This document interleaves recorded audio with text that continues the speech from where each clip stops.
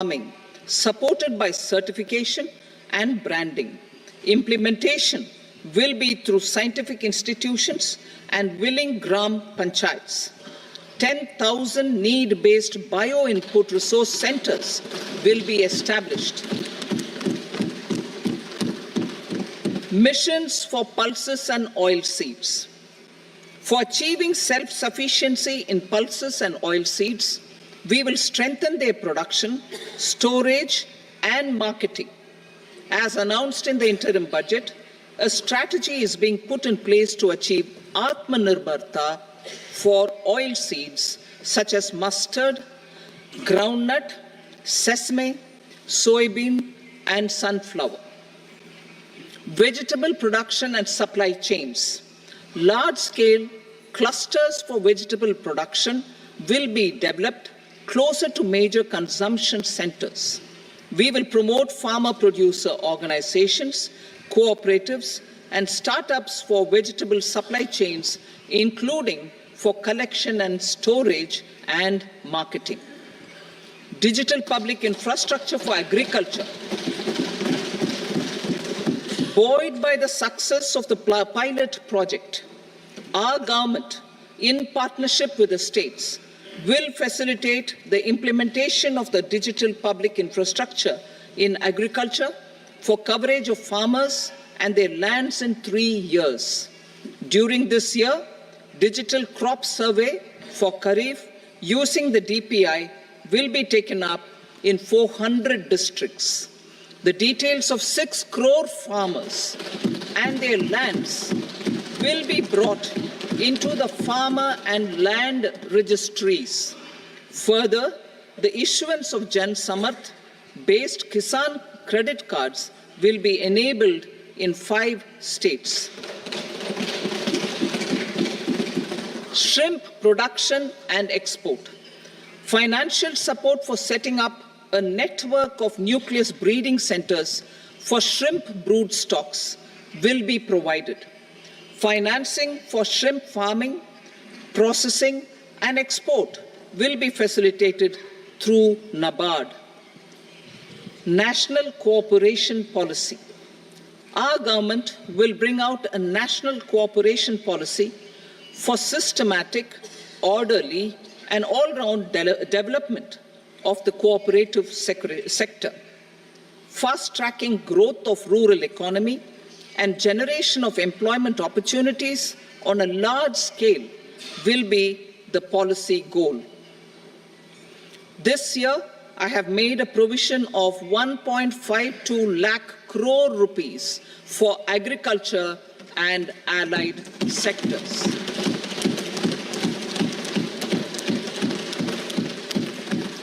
Priority 2, employment and skilling. Employment-linked incentive. Our government will implement following 3 schemes for employment-linked incentive as part of the Prime Minister's package. These will be based on enrollment in the EPFO and focus on recognition of first-time employees and support to employees and employers. Scheme A, first-timers. This scheme will provide 1 month wage to all persons newly entering the workforce in all formal sectors.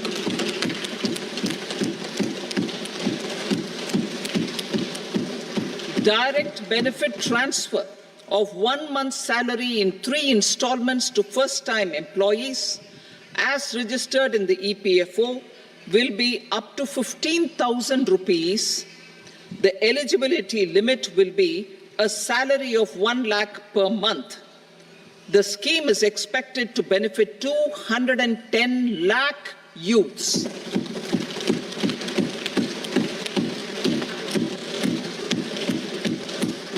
Scheme B, job creation in manufacturing. This scheme will incentivize additional employment in the manufacturing sector linked to the employment of first-time employees. An incentive will be provided at specified scale directly both to the employee and the employer with respect to their EPFO contribution in the first 4 years of employment. The scheme is expected to benefit 30 lakh youth entering employment and their employers.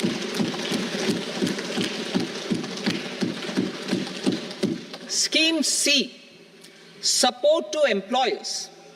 This employer-focused scheme will cover additional employment in all sectors. All additional employment within a salary of 1 lakh rupee per month will be counted. The government will reimburse to employers up to 3,000 rupees per month for 2 years towards the EPFO contribution for each additional employee. The scheme is expected to incentivize additional employment of 50 lakh persons.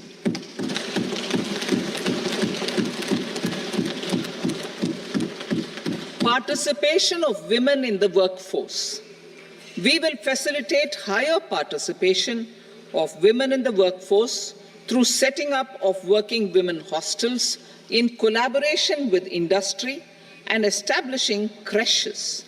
In addition, the partnership will seek to organize women-specific skilling programs and promotion of market access for women SHG enterprises. Skilling program. I'm happy to announce a new centrally sponsored scheme as the fourth scheme under the Prime Minister's package for skilling in collaboration with state governments and industry. 20 lakh youth will be skilled over a 5-year period.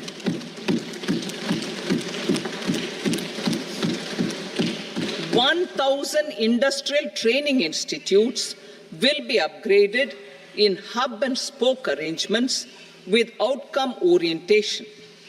Course content and design will be aligned to the skill needs of industry, and new courses will be introduced for emerging needs.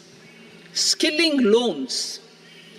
The model skill loan scheme will be revised to facilitate loans up to 7.5 lakh rupees with a guarantee from a government-promoted fund.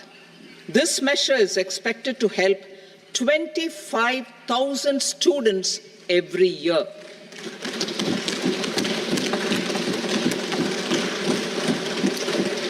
Education loans.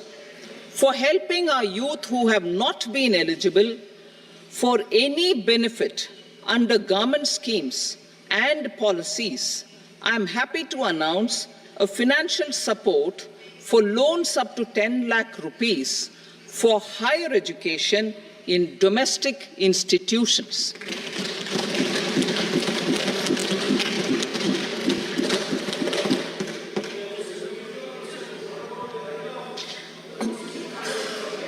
E-vouchers for this purpose.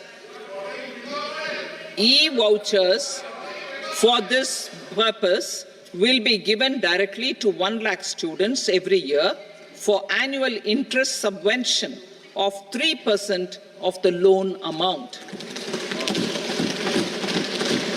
Priority 3, inclusive human resource development and social justice, saturation approach.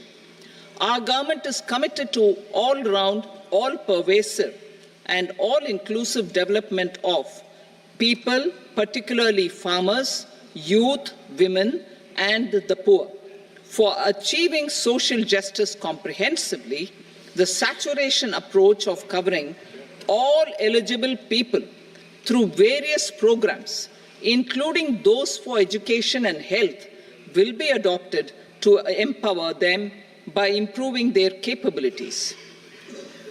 Implementation of schemes meant for supporting economic activities by craftsmen, artisans, self-help groups, scheduled caste, scheduled tribe, and women entrepreneurs and street vendors such as the PM Vishwakarma, PM Swanidhi, National Livelihood Missions, and Stand Up India will be stepped up. Purvodaya, The states in the eastern part of the country are rich in endowments and have strong cultural traditions. We will formulate a plan, Purvodaya, for the all-round development of the eastern region of the country, covering Bihar, Jharkhand, West Bengal, Odisha, and Andhra Pradesh.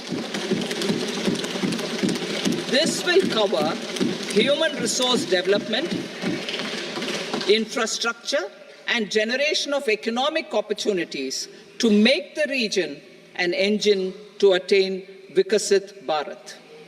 On the Amritsar-Kolkata Industrial Corridor, we will support development of an industrial node at Gaya. This corridor will catalyze industrial development of the eastern region. The industrial node at Gaya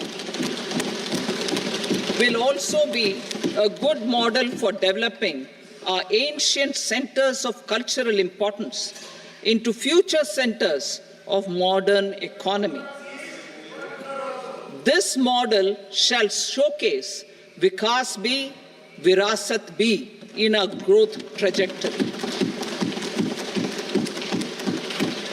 We will also support development of road connectivity projects, namely 1. Patna-Purnia Expressway, 2. Buxar-Bhagalpur Expressway, 3. Bodh Gaya, Rajgir, Vaishali and Darbhanga spurs, and 4. Additional 2-lane bridge over River Ganga at Buxar at a total cost of 26,000 crore rupees.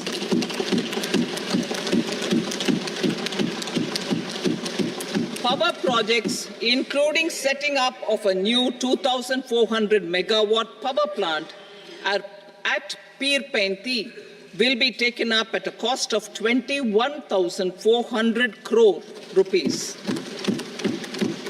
New airports, medical colleges, and sports infrastructure in Bihar will be constructed. An additional allocation to support capital investments will be provided. The requests of Bihar government for external assistance from multilateral development banks will be expedited.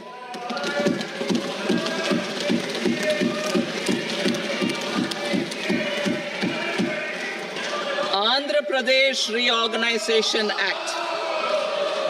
Our government has made concerted efforts to fulfill the commitments in Andhra Pradesh Reorganization Act.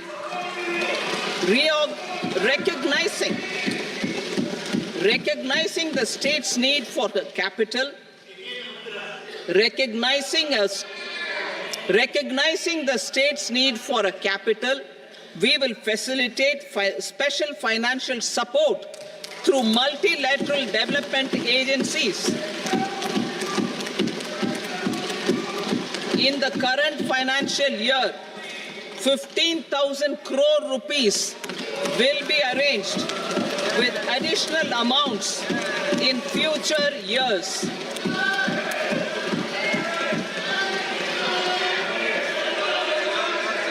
Our government is fully committed to financing and early completion of the Polavaram irrigation project, which is the lifeline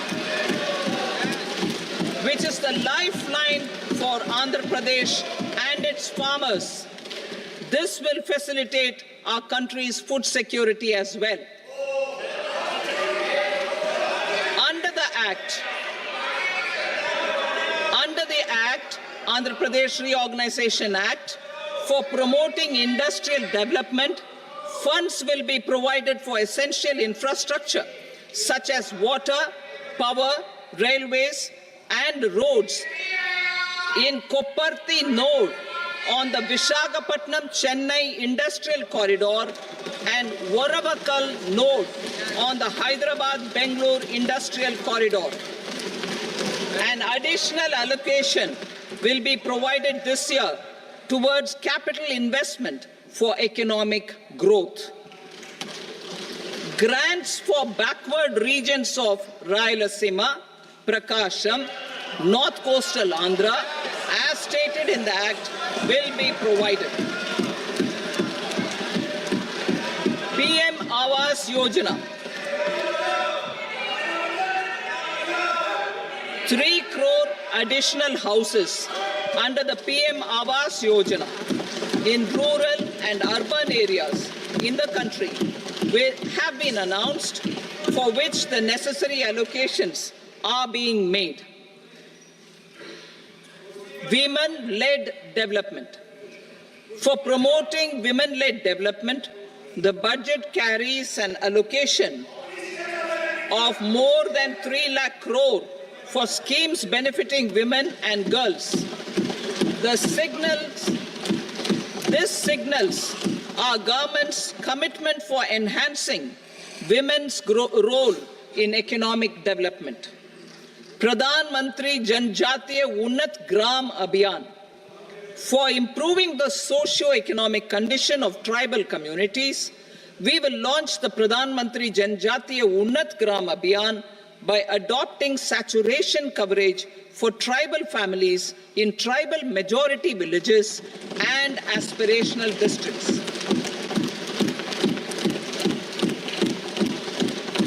This will cover 63,000 villages benefiting 5 crore tribal people. Bank branches in northeastern region. More than 100 branches of India Post Payment Bank will be set up in the northeast region to expand the banking services. This year, I have made a provision of 2.66 lakh crore rupees for rural development, including rural infrastructure. Priority 4, manufacturing and services, support for promotion of MSMEs.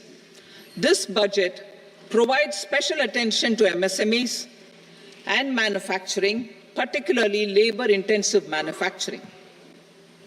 We have formulated a package covering financing, regulatory changes, and technology support for MSMEs to help them grow and also compete globally, as mentioned in the interim budget.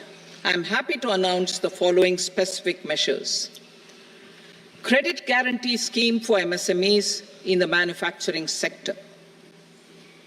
For facilitating term loans to MSMEs for purchase of machinery and equipment without collateral or third-party guarantee, a credit guarantee scheme will be introduced. The scheme will operate on pooling of credit risks of such MSMEs. A separately constituted self-financing guarantee fund will provide to each applicant guarantee cover up to 100 crore rupees, while the loan amount may be larger. The borrower will have to provide an upfront guarantee fee and an annual guarantee fee on the reducing loan balance. New assessment model for MSME credit. Public sector banks will build their own in-house capability to assess MSMEs for credit instead of relying on external assessment. They will also take a lead in developing or getting developed a new credit assessment model based on the scoring of digital footprints of the MSMEs in the economy.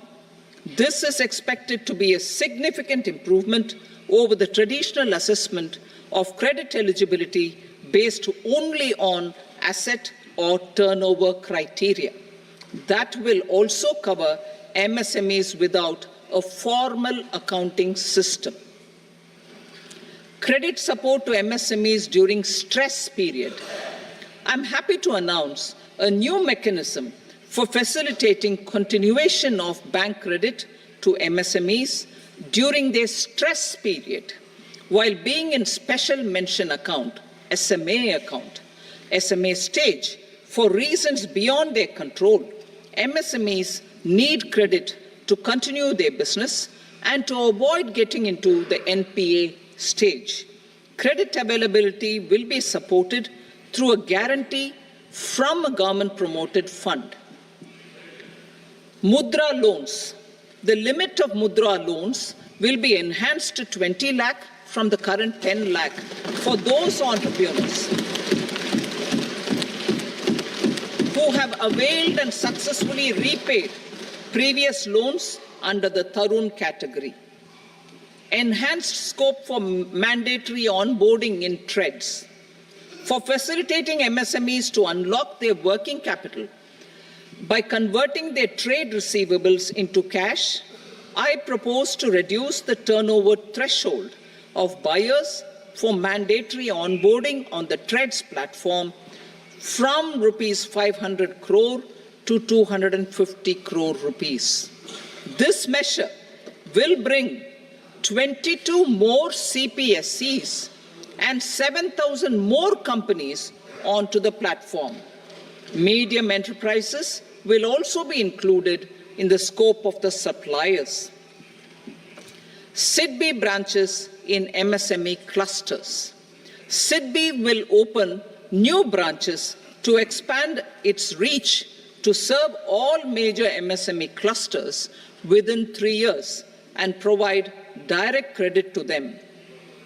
With the opening of 24 such branches this year, the service coverage will expand to 168 out of 242 major clusters.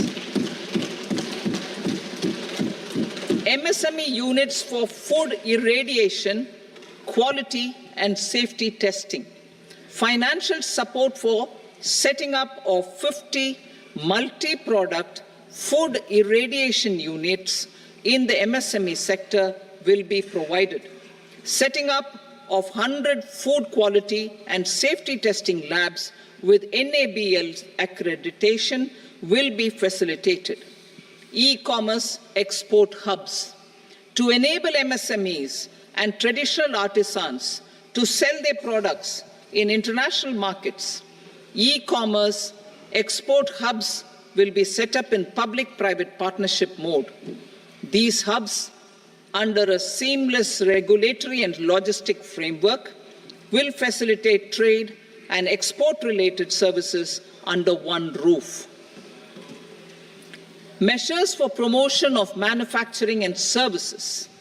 Internship in top companies.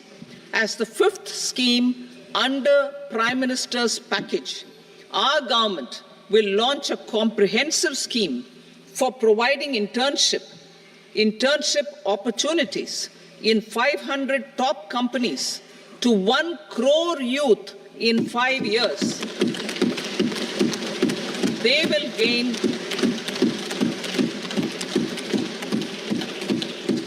will gain exposure for 12 months to real-life business environment, varied professions, and employment opportunities. An internship allowance of 5,000 per month, 5,000 rupees per month, along with a one-time assistance of 6,000 rupees will be provided. Companies will be expected to bear the training cost and 10% of their internship cost from their CSR funds. Industrial parks. Our government will facilitate development of investment-ready, plug-and-play industrial parks with complete infrastructure in or near 100 cities in partnership with the states and private sector by better using town planning schemes. 12 industrial parks under the National Industrial Corridor Development Program also will be sanctioned.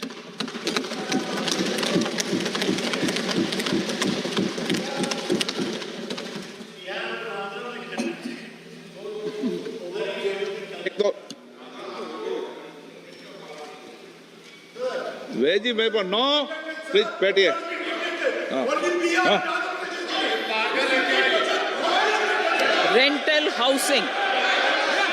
Rental housing with dormitory type accommodation for industrial workers will be, just 1 minute. Rental housing, I repeat, rental housing with dormitory type accommodation for industrial workers will be facilitated in PPP mode with VGF support and commitment from anchor industries. Shipping industry, ownership, leasing, and flagging reforms will be implemented to improve the share of Indian shipping industry and generate more employment. Critical mineral mission. We will set up a critical mineral mission for domestic production, recycling of critical minerals, and overseas acquisition of critical mineral assets. Its mandate will include technology development, skilled workforce, extended producer responsibility framework, and a suitable financing mechanism. Offshore mining of minerals. Our government will launch the auction of the first tranche of offshore blocks for mining, building on the exploration already carried out. Digital public infrastructure applications. Turning to the services sector, I propose development of DPI applications at population scale for productivity gains, business opportunities, and innovation by the private sector. These are planned in the areas of credit, e-commerce, education, health, law and justice, logistics, MSME service delivery, and urban governance. Integrated technology platform for IBC ecosystem. An integrated technology platform will be set up for improving the outcomes under the Insolvency Bankruptcy Code for achieving consistency, transparency, timely processing, and better oversight for all stakeholders. Voluntary closure of LLPs. The services of the Center for Processing Accelerated Corporate Exit, CPACE, will be extended for voluntary closure of LLPs to reduce the closure times. National Company Law Tribunals.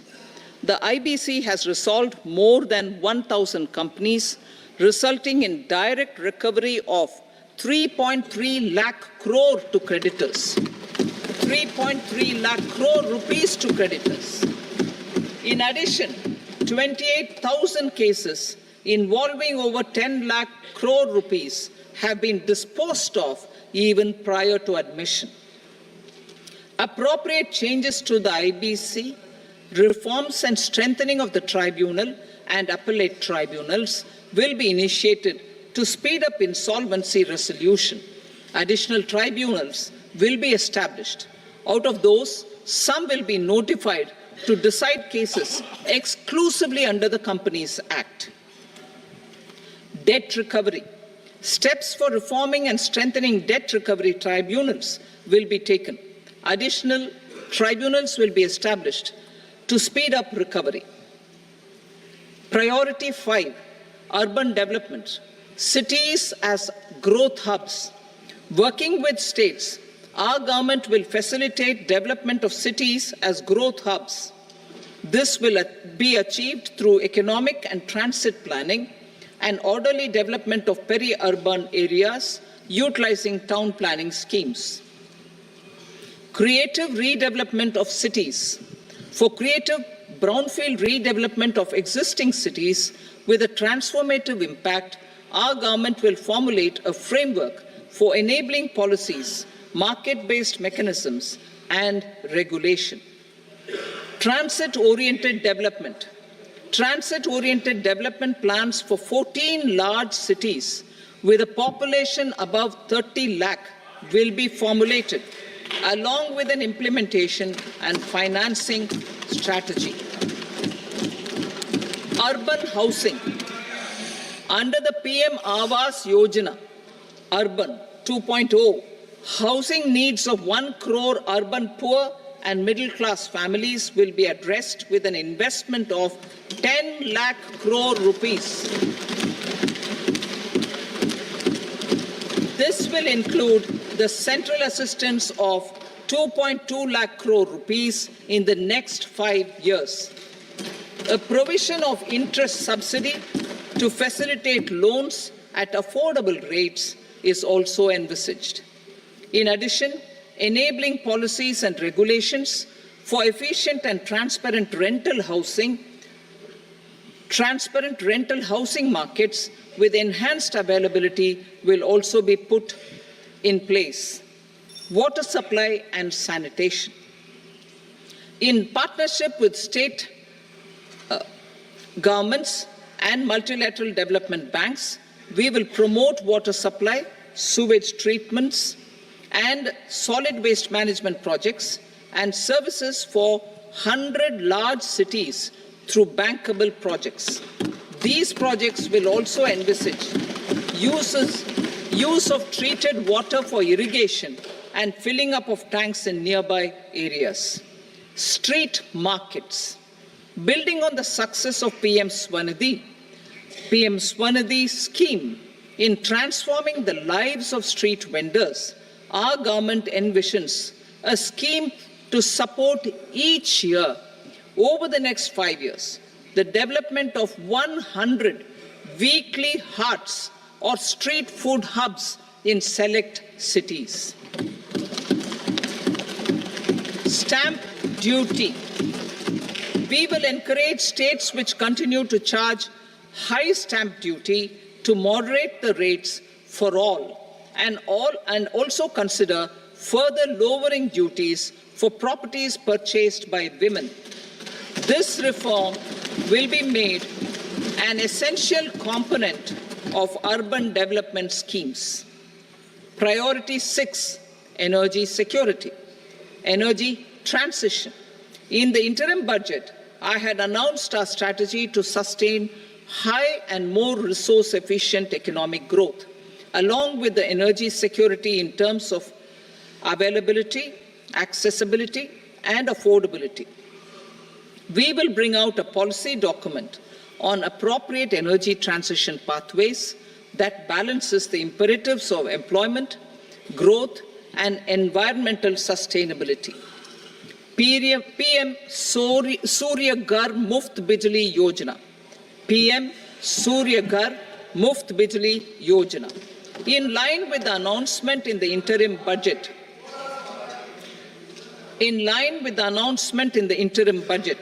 PM Surya Ghar Muft Bijli Yojana has been launched to install rooftop solar plants to enable 1 crore households obtain free electricity up to 300 units every month.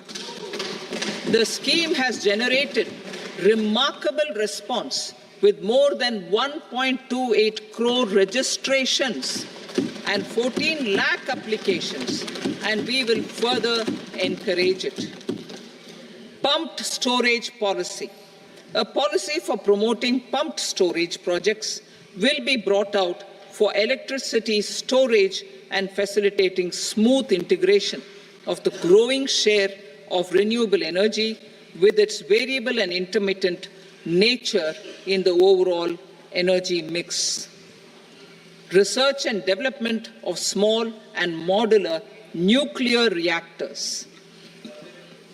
Nuclear energy is expected to form a very significant part of the energy mix for Vikasit Bharat.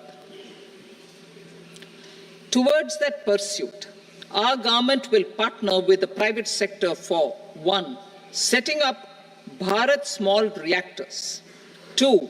Research and development of Bharat Small Modular Reactor. And 3. Research and development of newer technologies for nuclear energy. The R&D funding announced in the interim budget will be made available for this sector also. Advanced ultra supercritical thermal power plants. The development of indigenous technology for advanced ultra supercritical thermal power plants with much higher efficiency has been completed. A joint venture between NTPC and BHEL will set up a full-scale 800 megawatt commercial plant using AUSC technology. The government will provide the required fiscal support. Moving forward, development of indigenous capacity for the production of high-grade steel and other advanced metallurgy materials for these plants will result in strong spin-off benefits for the economy. Roadmap for hard-to-abate industries. A roadmap for moving the hard-to-abate industries from energy efficiency targets to emission targets will be formulated. Appropriate regulations for transition of these industries from the current perform, achieve, and trade mode to Indian carbon market mode will be put in place.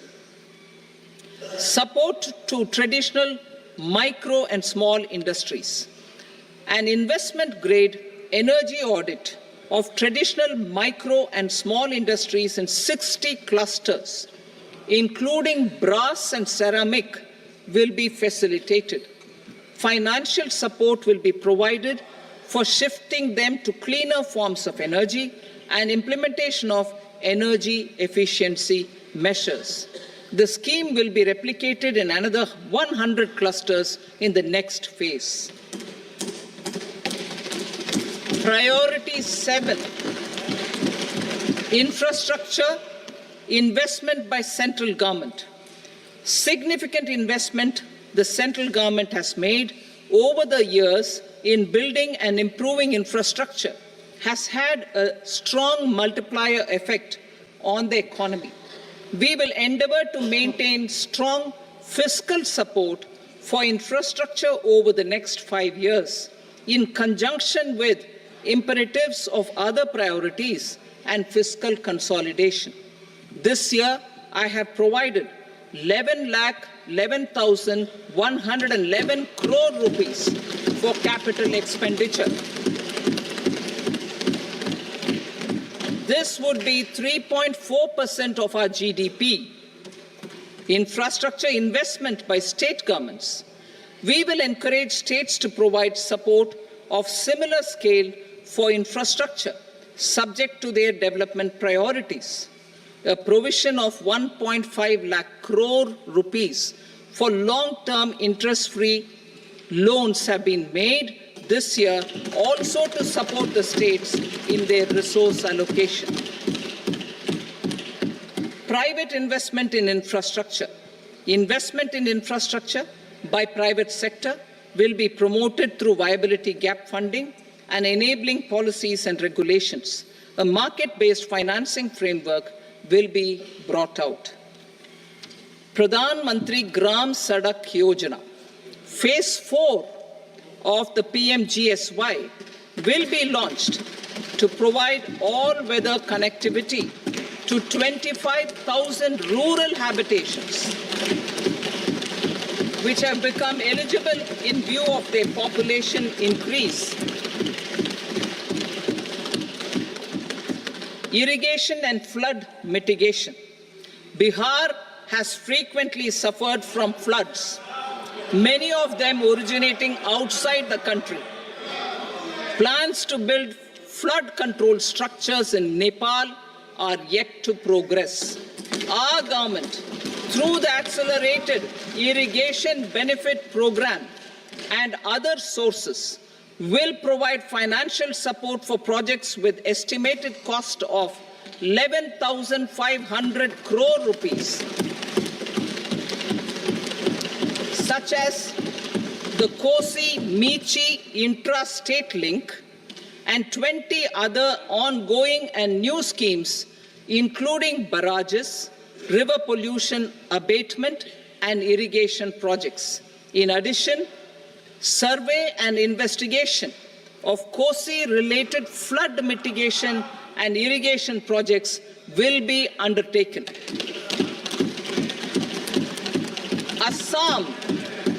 Assam grapples with floods every year by the Brahmaputra River and its tributaries originating outside India. We will provide assistance to Assam for flood management and related projects.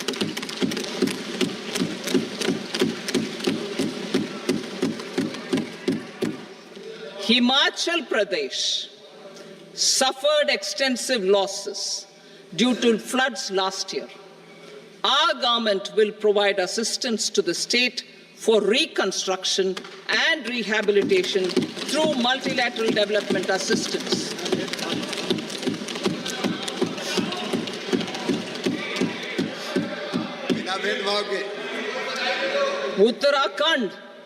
Uttarakhand too suffered losses due to cloudbursts and massive landslides.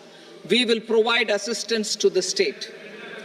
Recently, Sikkim witnessed devastating flash floods and landslides that wreaked havoc across the state. Our government will provide assistance to the state. Tourism. Tourism has always been a part of our civilization.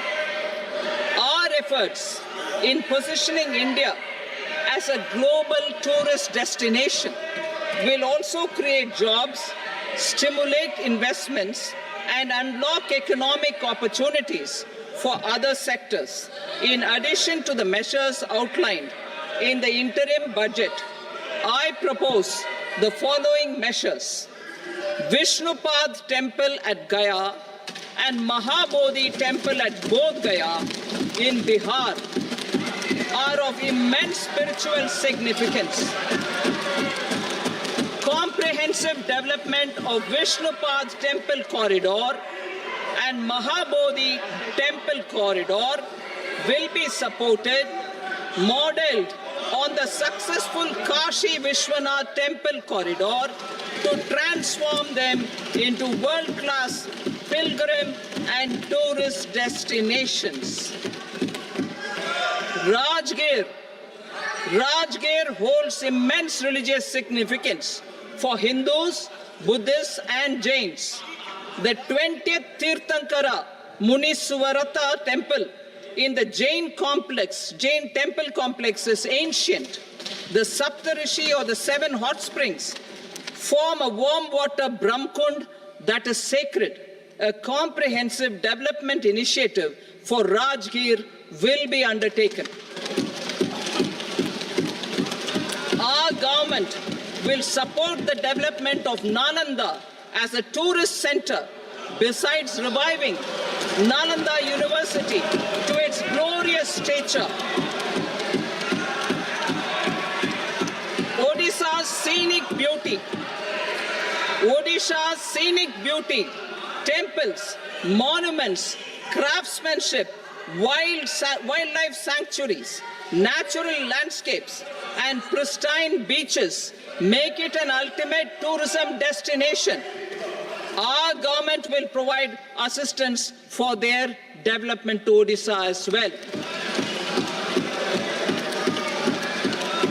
Priority 8, innovation, research, and development. We will operationalize the Anusandhan National Research Fund for basic research and prototype development.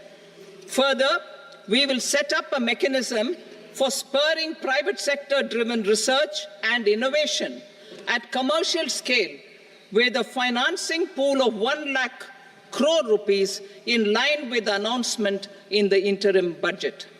Space economy. With our continued emphasis on expanding the space economy by 5 times in the next 10 years, a venture capital fund of 1,000 crore rupees will be set up. Priority 9, next generation reforms. Economic policy framework. We will formulate an economic policy framework to delineate the overarching approach to economic development and set the scope of the next generation of reforms for facilitating employment opportunities and sustaining high growth. Our government will initiate and incentivize reforms for 1. Improving productivity of factors of production, and 2. Facilitating markets and sectors to become more efficient. These reforms will cover all factors of production, namely land, labor, capital, and entrepreneurship, and and technology as an enabler of improving total factor productivity and bridging inequality. Effective implementation of several of these reforms requires collaboration between the centre and the states, and building consensus as development of the country lies in development of the states. For promoting competitive federalism and incentivizing states for faster implementation of reforms, I propose to earmark a significant part of the 50-year interest-free loan. Working with the states, we will initiate the following reforms.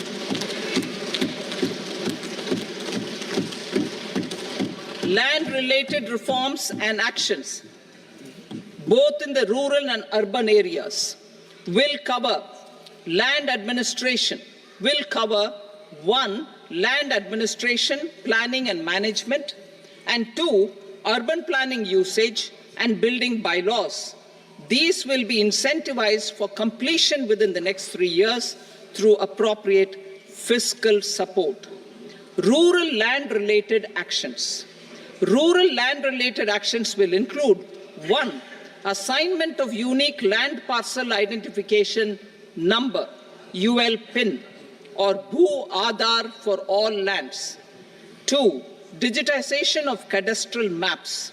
3. Survey of subdivisions, survey of map subdivisions as per current ownership. 4. Establishment of land registry. And 5. Linking to the farmers registry. These actions will also facilitate credit flow and other agricultural services. Urban land-related actions. Land records in urban areas will be digitized with GIS mapping. An IT-based system for property record administration, updating, and tax administration will be established. These will also facilitate improving the financial position of urban local bodies. Labor-related reforms. Services to labor. Our government will facilitate the provision of a wide array of services to labor, including those for employment and skilling. A comprehensive integration of eShram portal with other portals will facilitate such one-stop solution.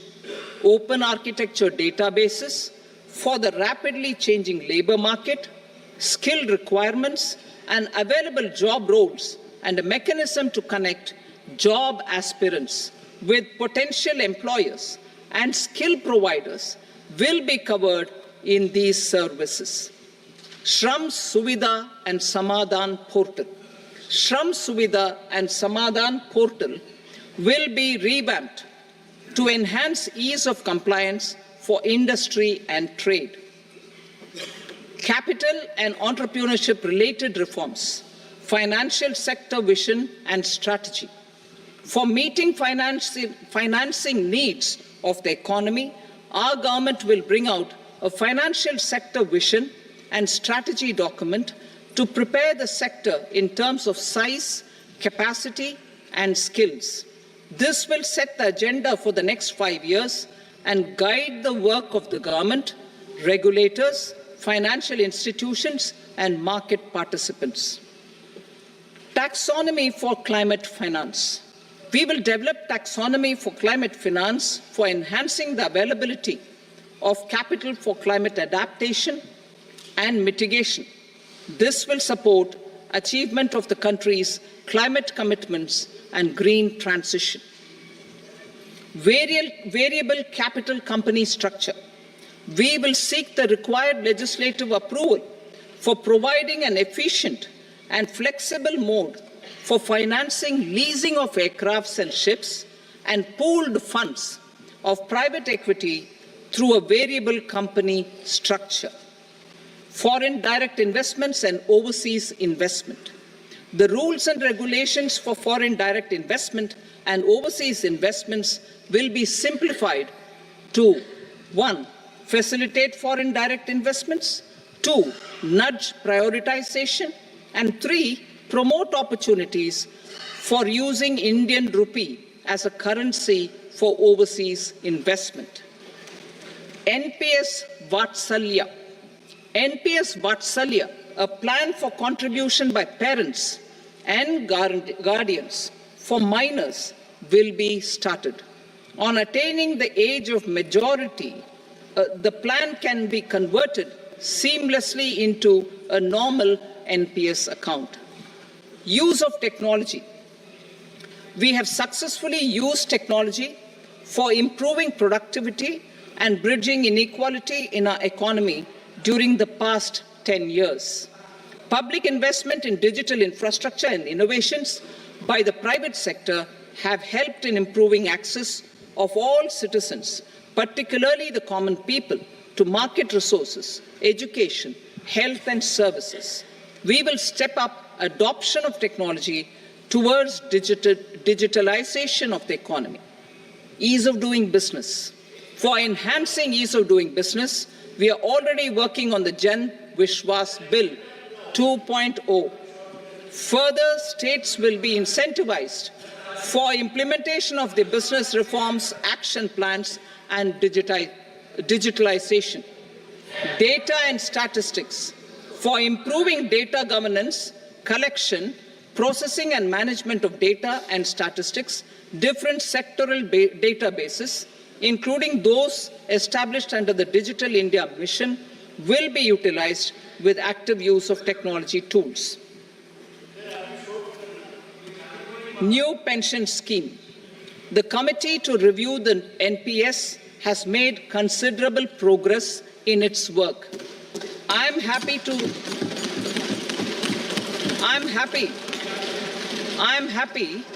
that the staff side of the National Council of the Joint Consultative Machinery for Central Government Employees has taken a constructive approach. A solution will be evolved which addresses the relevant issues while maintaining fiscal prudence to protect the common citizens. Budget estimates for 24-25. For the year 24-25, total receipts other than borrowings and the total expenditure are estimated at 32.07 lakh crore rupees and 48.21 lakh crore rupees respectively. The net tax receipts are estimated at 25.83 lakh crore rupees. The fiscal deficit is estimated at 4.9% of the GDP. The gross and the net market borrowings through dated securities during 24-25 are estimated at 14.01 lakh crore rupees and 11.63 lakh crore rupees respectively. Both will be less than that in 23-24. The fiscal consolidation path announced by me in 2021 has served our economy very well, and we aim to reach the deficit below 4.5% next year. The government is committed to staying the course. From 2026-27 onwards, our endeavour will be to keep the fiscal deficit each year such that the central government's debt will be on a declining path as percentage of GDP. I will now move to Part B.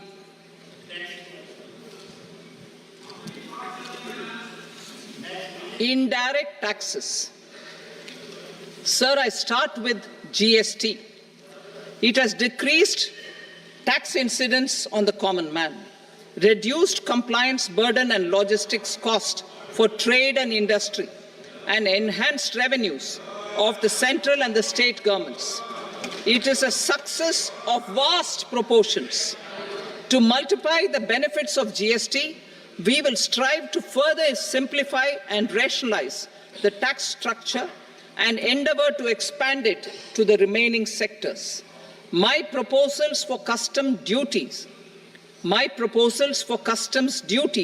intend to support domestic manufacturing, deepen local value addition, promote export competitiveness, and simplify taxation while keeping the interest of the general public and consumers surmount. In Budget 22-23, we reduced the number of customs duty rates. I propose to undertake a comprehensive review of the rate structure over the next 6 months to rationalize and simplify it for ease of trade, removal of duty inversion, and reduction of disputes. I shall now take up sector-specific customs duty proposals. Medicine and medical equipments. To provide relief to cancer patients, I propose to fully exempt 3 more medicines from customs duties.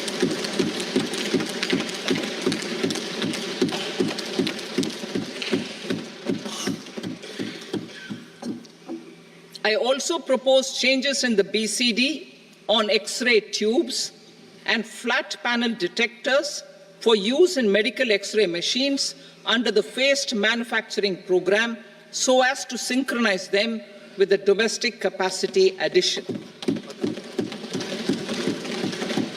Mobile phone and related parts. With a 3-fold increase in domestic production and almost a 100-fold jump in exports of mobile phones over the last 6 years, the Indian mobile industry has matured. In the interest of consumers, I now propose to reduce the BCD on mobile phone, mobile PCBA, and mobile charger to 15%. Critical minerals. Minerals such as lithium, copper, cobalt, and rare earth elements are critical for sectors like nuclear energy, renewable energy, space, defense, telecommunications, and high-tech electronics. I propose to fully exempt customs duties on 25 critical minerals and reduce BCD on 2 of them.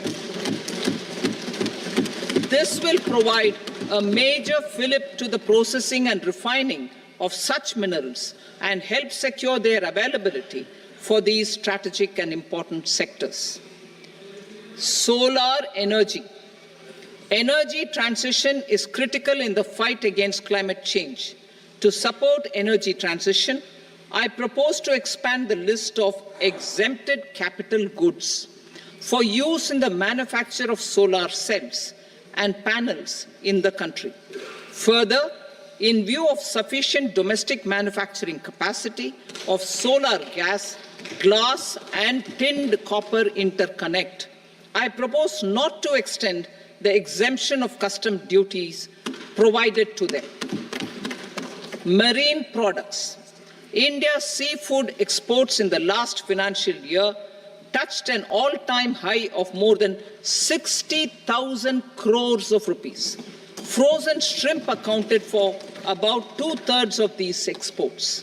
To enhance their competitiveness, I propose to reduce BCD on certain broodstock, polychaete worms, shrimp, and fish feed to 5%. I also propose to exempt customs duty on various inputs for manufacture of shrimp and fish feed. Leather and textile.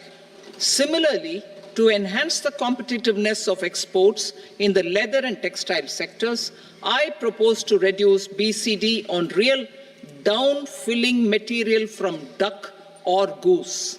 I am also making additions to the list of exempted goods for manufacture of leather and textile garments, footwear, and other leather articles for export. To rectify inversion in duty, I propose to reduce BCD subject to conditions on methylene diphenyl diisocyanate, MDI, for manufacture of spandex yarn from 7.5 to 5%. Furthermore, the export duty structure on raw hides, skin, and leather is proposed to be simplified and rationalized. Precious metals. To enhance domestic value addition in gold and precious metal jewelry in the country, I propose to reduce customs duties on gold and silver to 6% and that of platinum to 6.4%. Other metals. Steel and copper are important raw materials. To reduce their cost of production, I propose to remove the BCD on ferronickel and blister copper. I am also continuing with nil BCD on ferrous scrap and nickel cathode and concessional BCD of 2.5% on copper scrap. Electronics. To increase value addition in the domestic electronics industry, I propose to remove the BCD subject to conditions on oxygen-free copper for manufacture of resistors. I also propose to exempt certain parts for manufacture of connectors. Chemicals and petrochemicals. To support existing and new capacities in the pipeline, I propose to increase the BCD on ammonium nitrate from 7.5% to 10%. Plastics. PVC flex banners are non-biodegradable and hazardous for environment and health. To curb their imports, I propose to raise the BCD on them from 10 to 25%. Telecommunication equipment. To incentivize domestic manufacturing, I propose to increase the BCD from 10 to 15% on PCBA of specified telecom equipment. Trade facilitation. To promote domestic aviation and boat and ship MRO, I propose to extend the period for export of goods imported for repairs from 6 months to 1 year. I'll read that again. To promote domestic aviation and boat and ship maintenance, repair and operations, I propose to extend the period for export of goods imported for repairs from 6 months to 1 year. In the same vein, I propose to extend the time limit for re-import of goods for repairs under warranty from 3 to 5 years. I now move to direct taxes. We will continue our efforts to simplify taxes, improve taxpayer services, provide tax certainty, and reduce litigation while enhancing revenues for funding the development and welfare schemes of the government. It has been our endeavor to simplify taxation. We have taken a number of measures in the last few years, including introduction of simplified tax regimes without exemptions and deductions for corporate tax and for personal income tax. This has been appreciated by taxpayers. 58% of corporate tax came from the simplified tax regime in the financial year 22-23. Similarly, as per data available till now, for the last fiscal, more than 2/3 have availed the new personal income tax regime. Comprehensive review of the Income Tax Act. I am now announcing a comprehensive review of the Income Tax Act 1961. The purpose is to make the Act concise, lucid, easy to read and understand. This will reduce disputes and litigation, thereby providing tax certainty to the taxpayers. I will also bring down the demand embroiled in litigation. It is proposed to be completed in 6 months. A beginning is being made in the finance bill by simplifying the tax regime for charities, TDS rate structures, provisions of reassessment and such provisions, and capital gains taxation. Simplification for charities and TDS. Two tax exemption regimes. The two tax exemption regimes for charities are proposed to be merged into one. The 5% TDS rate on many payments is being merged into the 2% TDS rate, and the 20% TDS rate on repurchase of units by mutual funds or UTI is being withdrawn. TDS rate on e-commerce operators is proposed to be reduced from 1 to 0.1%. Moreover, credit of TCS is proposed to be given in the TDS to be deducted on salary. Further, I propose to decriminalize delay for payment of TDS up to the due date of filing statement for the same.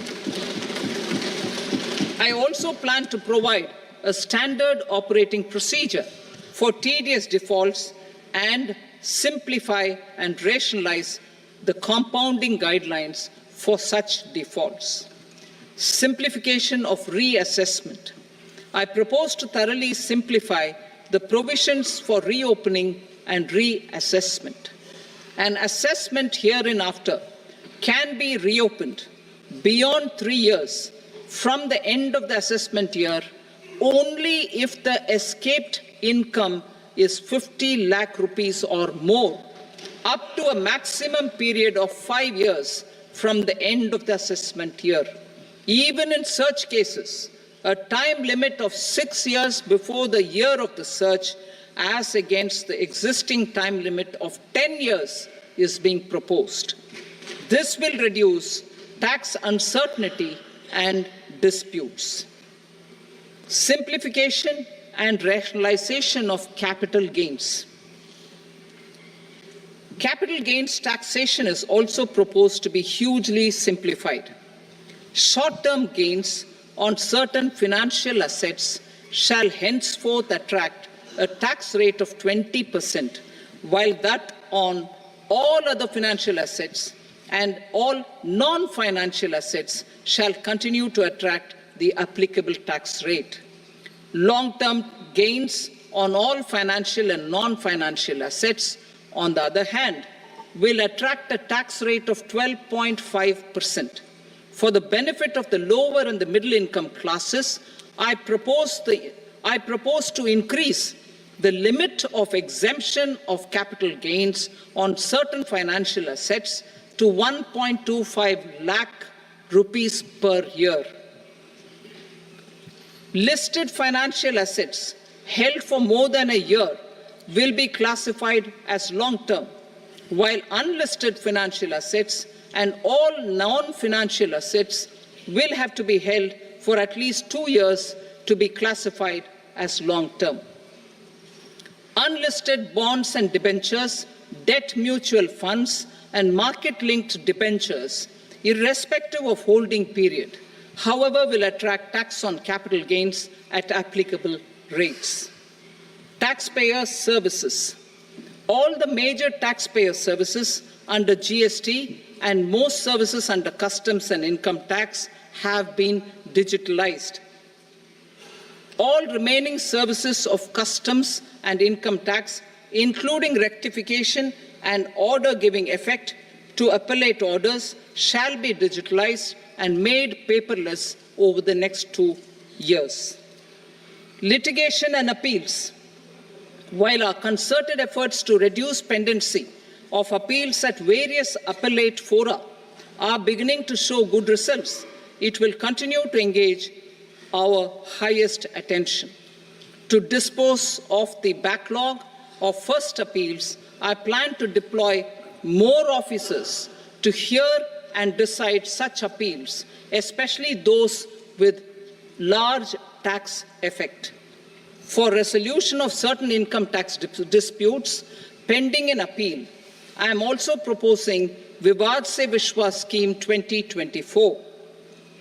Further, I propose to increase monetary limits for filing appeals related to direct taxes, excise, and service tax in the tax tribunals, high courts, and Supreme Court to 60 lakh rupees, 2 crore rupees, and 5 crore respectively. With a view to reduce litigation and provide certainty in international taxation, we will expand the scope of safe harbor rules and make them more attractive. We will also streamline the transfer pricing assessment procedure. Employment and investment. I have a few proposals to promote investment and foster employment. First of all, to bolster the Indian startup ecosystem, boost the entrepreneurial spirit, and to support innovation, I propose to abolish the so-called angel tax for all classes of investors. Second, there is tremendous potential for cruise tourism in India. To give a fillip to this employment-generating industry, I am proposing a simpler tax regime for foreign shipping companies operating domestic cruises in the country. Third, India is a world leader in the diamond cutting and polishing industry, which employs a large number of skilled workers. To further promote the development of this sector, we would provide for safe harbor rates for foreign mining companies selling raw diamonds in the country.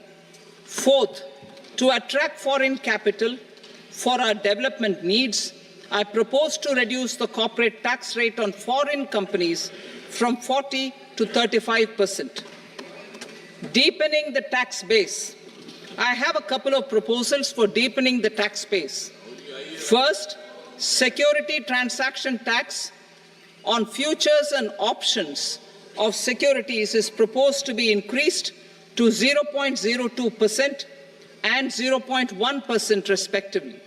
Second, for reasons of equity, I propose to tax income received on buyback of shares in the hands of recipients. Other proposals. To improve social security benefits, deduction of expenditure by employers towards NPS is proposed to be increased from 10 to 14% of the employee's salary. Similarly, deduction of this expenditure up to 14% of salary from the income of employees in private sector, public sector banks and undertakings opting for the new tax regime is proposed to be provided. Indian professionals working in multinationals get ESOPs and invest in social security schemes and other movable assets abroad. Non-reporting of such small foreign assets has penal consequences under the Black Money Act. Such non-reporting of movable assets up to 20 lakh rupees is proposed to be depenalized. Other major proposals in the finance bill relate to withdrawal of equalization levy of 2%, expansion of tax benefits to certain funds and entities in IFSCs, and immunity from penalty and prosecution to Benamidar on full and true disclosure so as to improve conviction under the Benami Transaction Prohibition Act 1988. Personal income tax. Coming to personal income tax rates, I have two announcements to make for those opting for the new tax regime. First, the standard deduction for salaried employees is proposed to be increased from 50,000 to 75,000 rupees.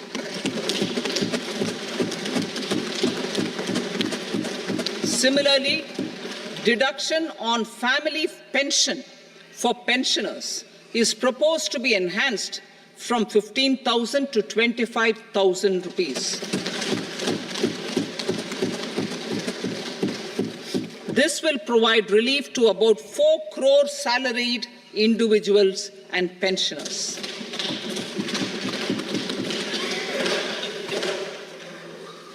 Second, in the new tax regime, the tax rate structure is proposed to be revised as follows. 0 to 3 lakh rupees, nil. 3 to 7 lakh rupees, 5%. 7 to 10 lakh rupees, 10%. 10 to 12 lakh rupees, 15%. 12 to 15 lakh rupees, 20%. And above 15 lakh rupees, 30%. As a result of these changes, a salaried employee in the new tax regime stands to save up to 17,500 rupees in income tax.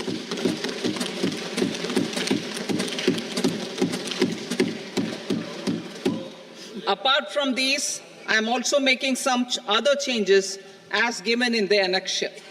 As a result of these proposals, revenue of about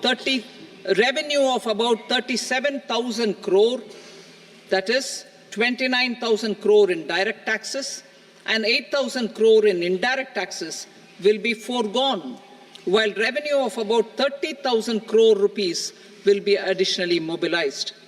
Thus, the total revenue foregone is about 7,000 crores annually. Mr. Speaker, sir, with this, I commend the budget to this august House. Jai Hind.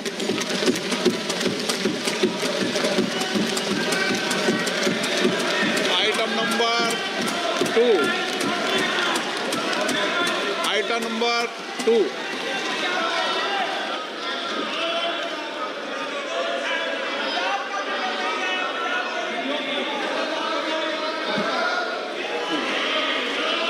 Sir, with your permission, I rise to lay on the table the following statements under Section 3 of the Fiscal Responsibility and Budget Management, FRBM Act 2003, Medium-Term Fiscal Policy cum Fiscal Policy Strategy Statement and Macroeconomic Framework Statement.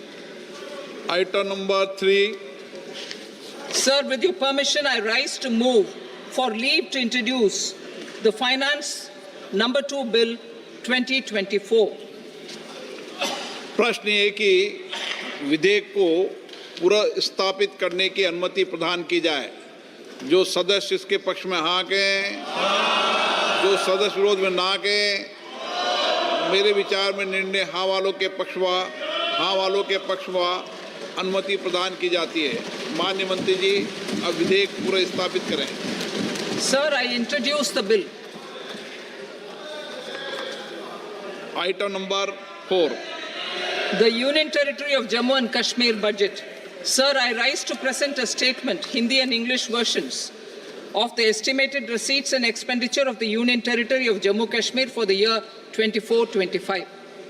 सभा की कार्रवाई कल बुधवार दिनांक 24 जुलाई 2024 को प्राप्त 11 बजे तक के लिए स्थगित की जाती है।